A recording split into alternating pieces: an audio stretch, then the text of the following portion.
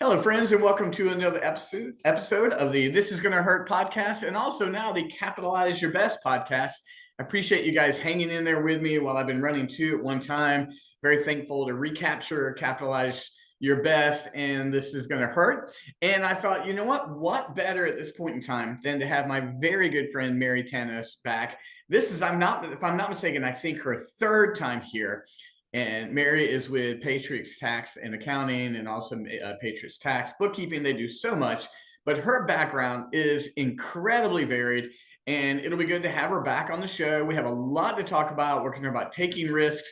And as always, our conversations go all over the place, but they're always fun. So, Mary, thank you so much for rejoining us. I appreciate it.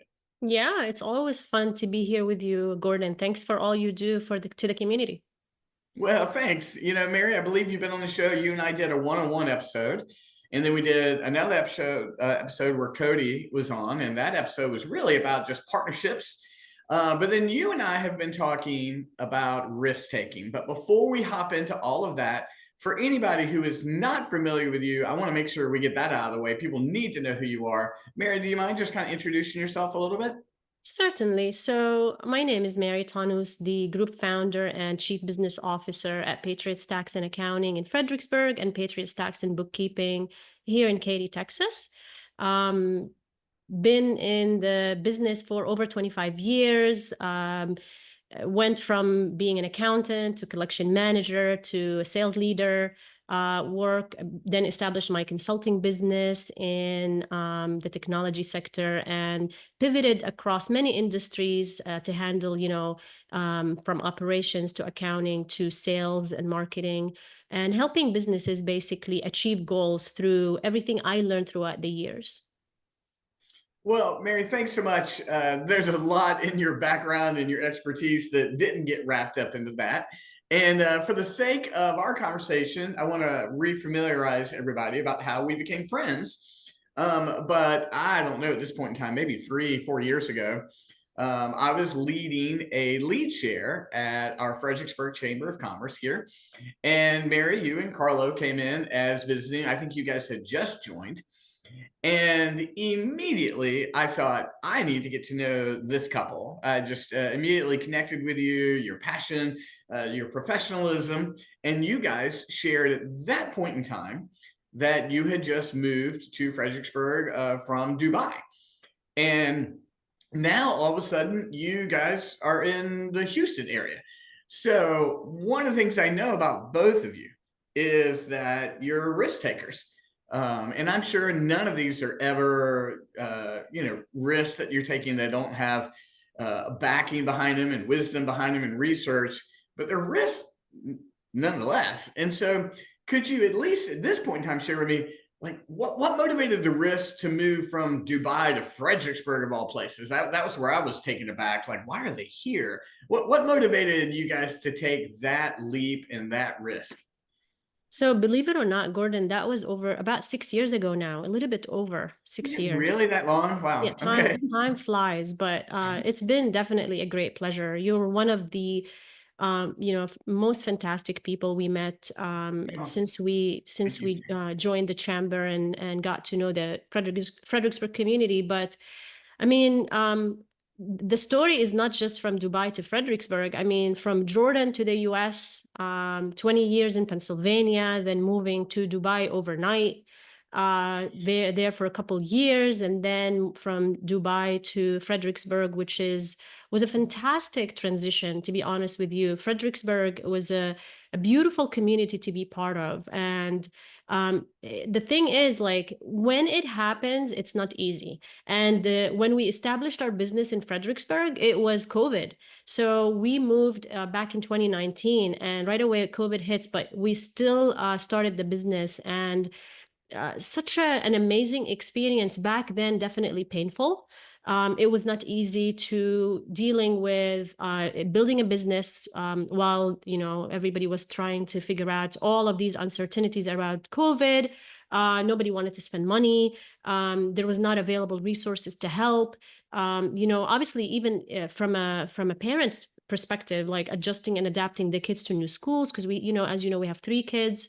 So it was a lot, but the story repeats itself, because even going from Fredericksburg to Houston, it's not any easier. The only difference, to be honest with you, is building that history of, okay, I'm gonna go, it's going to be extremely painful, but the reward is worth it.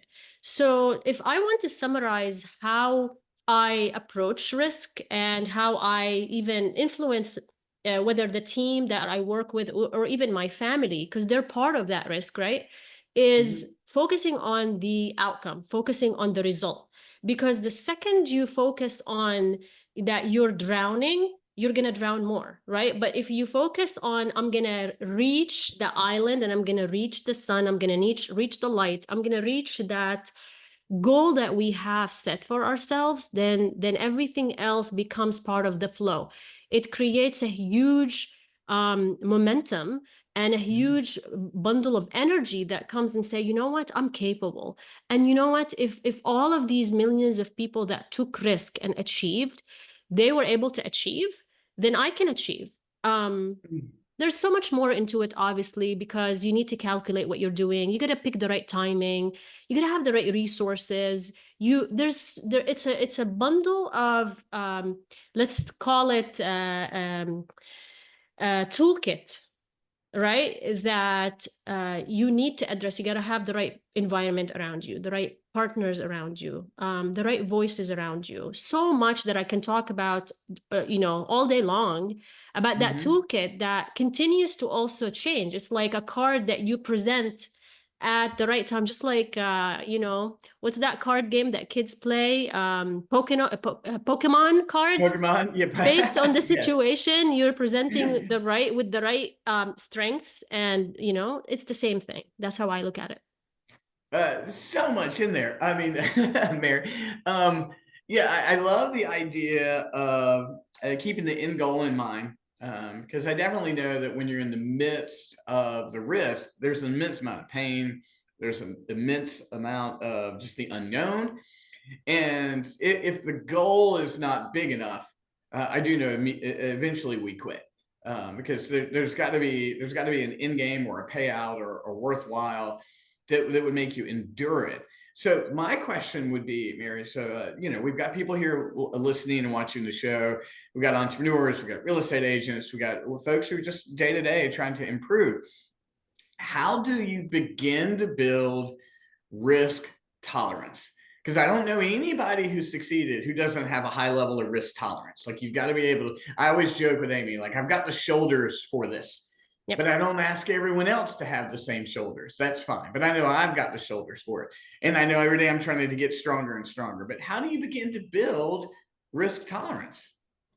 You know what? It's by doing it. There's no other way to say it, or even establish it. When a child starts walking, unless they actually attempt to walk and fall and get up back again, it starts from there. To me, it's fascinating going back to these basic things that we take for granted. It's like driving a car.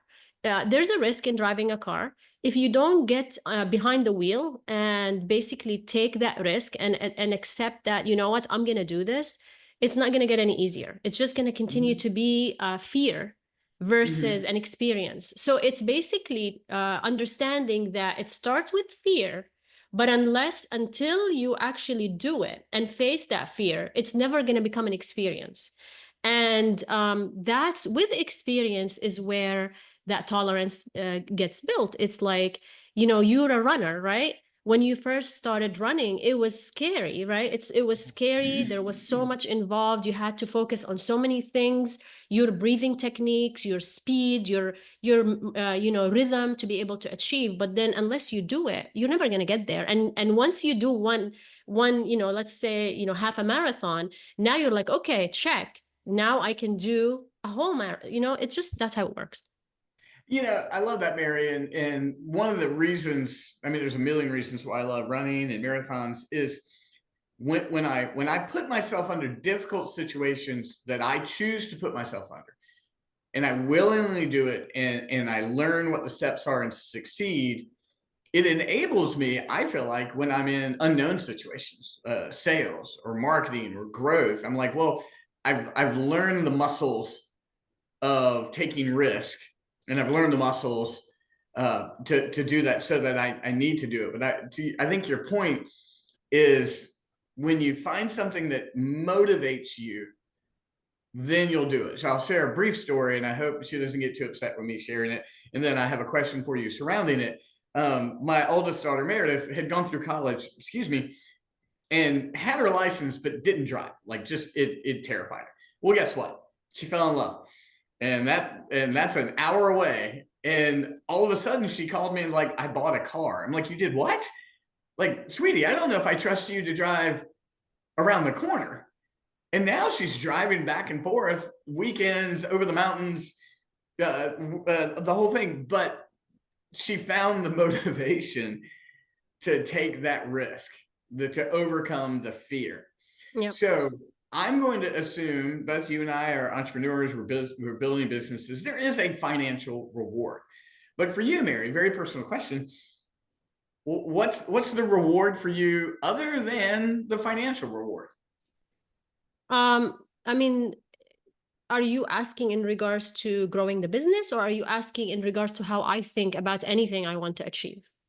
Well, I think I'm gonna go with anything. I mean, you're a risk taker in nature. I mean, like, just when you approach it, what's the reward for you, Mary? So I like your point about motivation, but I'm gonna lay it out like to, everybody that's listening. It's not always about motivation. Motivation is when it's a selective risk opportunity, right? Mhm. So okay, this motivates me. I'm gonna do it because it's gonna feel good, and I pick the timing.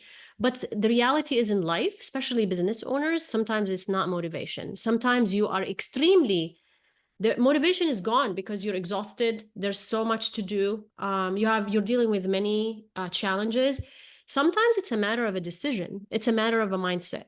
And again, focusing on that end result. Sometimes it is selective. Sometimes you have no choice because I've embarked on this journey. I'm going to continue. So, what does it for me, honestly, is hunger for growth. I am somebody that just wants to learn. I absolutely love learning. To me, like if I'm not learning, I'm not alive. And work is part of it, but also community is part of it. Diversity is part of it. Being challenged is part of it. I like to be in a room where I'm giving and I'm taking. I love to listen. I'm a good listener. I really enjoy listening and learning from people. I've shared, I think, stories with you. Like one of the things I absolutely love about traveling is connecting with all levels of the community. I love talking to the taxi driver. I love talking to the person that keeps the roads, clean. I like to connect on many levels because there's so much to learn. I like to observe kids. There's so much to learn. I love airports because airports is like a huge, like I feel like airports is my place. Like with so many, like when you observe and you listen and you watch and learn, right? But to me, that's what I look forward to. And I love challenges. When things are steady, it's boring for me. Once I achieve a certain, momentum, or I achieve a certain goal, I need to go to the next level. I cannot just stay still. So the desire for growth. I mean, I tell my clients, I tell myself, I mean, I've just got to get 1% better every day, and that's only going to happen through growth. And when someone recognizes, like, well, I really don't have that desire for growth, Mhm. what step can they take to try to instill that desire in themselves? I mean, where do people start? You know what? This is an amazing question because the intensity of that hunger is different from one person to another, and that's okay. I deal with people that all they want is the stability and the day to day, same task, no thinking. It's enough for them. And you know what? That is totally okay. Right? Mhm. The reality is you got to know yourself, because when you know yourself, you're not going to hit that moment of, let's call it like lack of motivation or lack of satisfaction in how you're living. So I think if the question to ask is, what do I want as a person? and connecting with yourself to the level of understanding the physical responses and how what your body is reacting to what you're doing. So if you're doing something and your physical response to it, because at the end you gotta I'm a big intuition person. I listen to my intuition. Sometimes people look at it like, you're crazy, like, why are Mhm. you doing this? I'm like, my intuition is telling me that this is not me. Even though you can look at it as it's a perfect situation, I envy you for what you have, but to me, I'm not satisfied. So I listen to my intuition, I listen to my body, and that's where it starts, right? So if you're okay and you're happy, then that's okay, be there and be happy.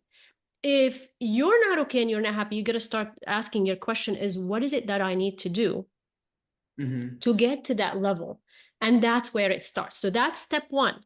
Then step two, the intensity of it. You don't need to take huge risks if that's not what you're ready for. You can take small risks, small changes, right? It's like going to the gym. You know what?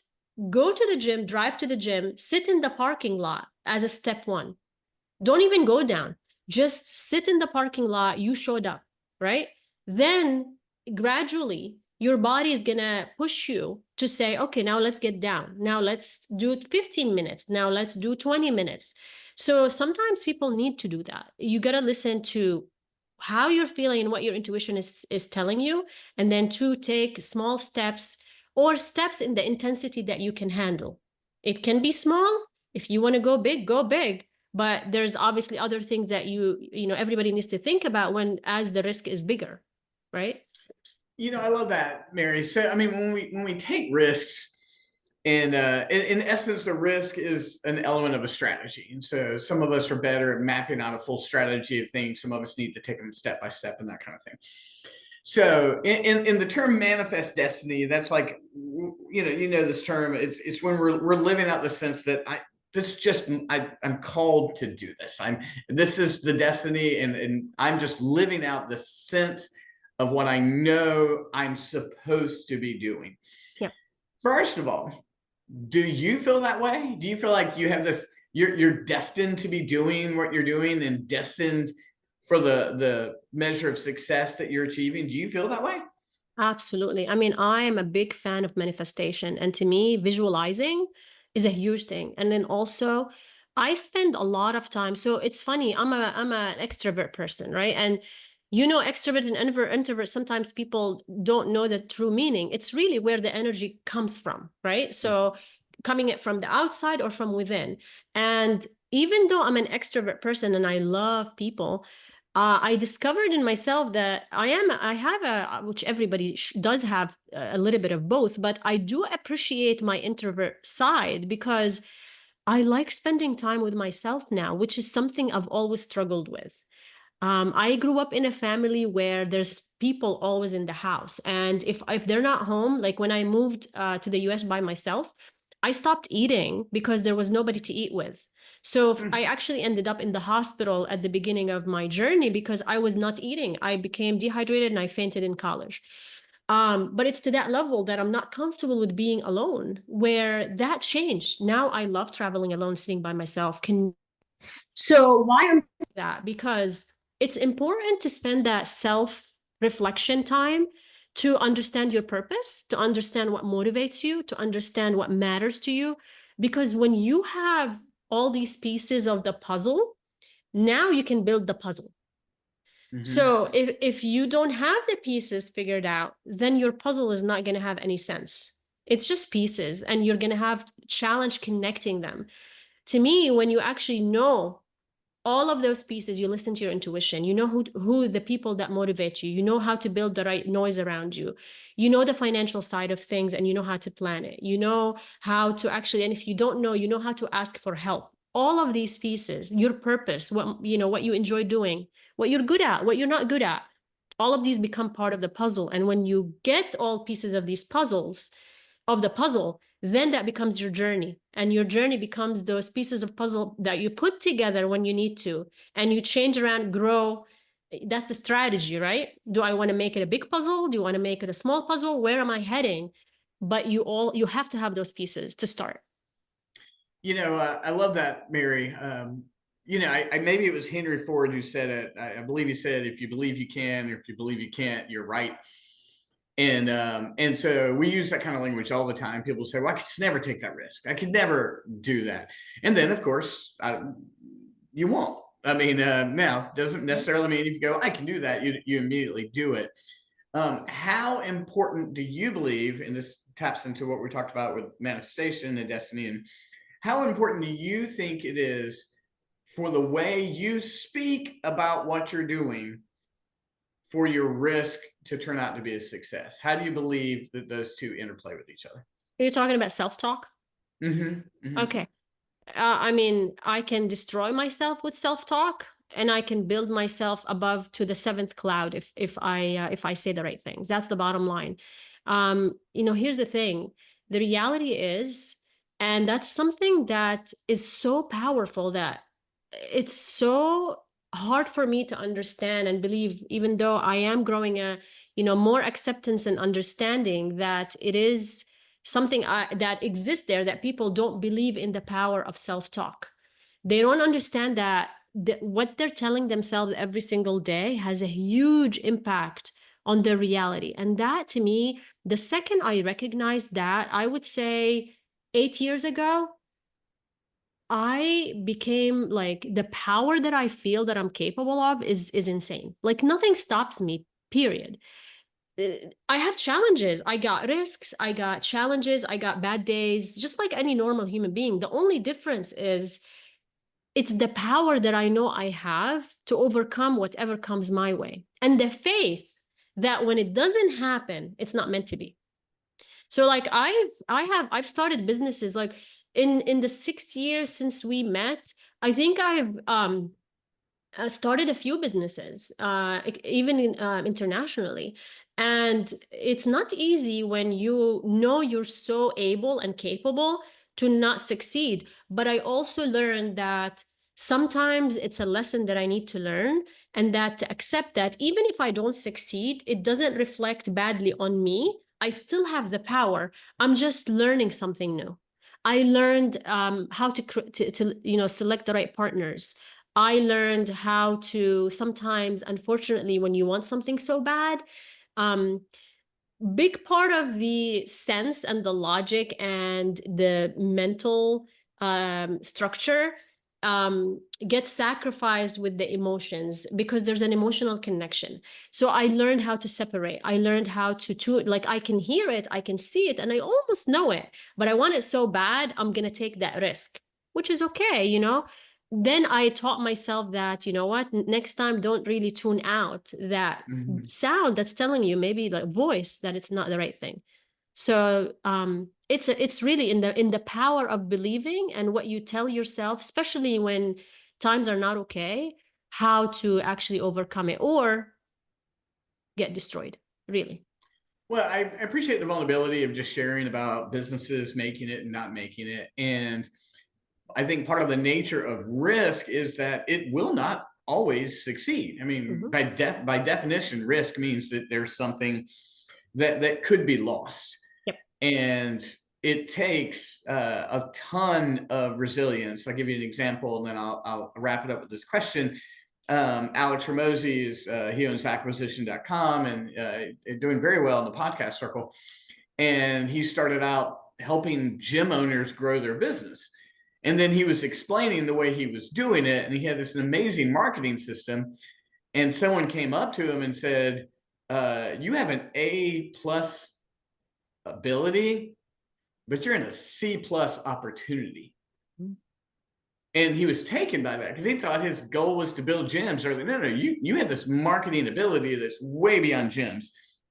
And then he made this massive pivot and started all over again at zero to do that.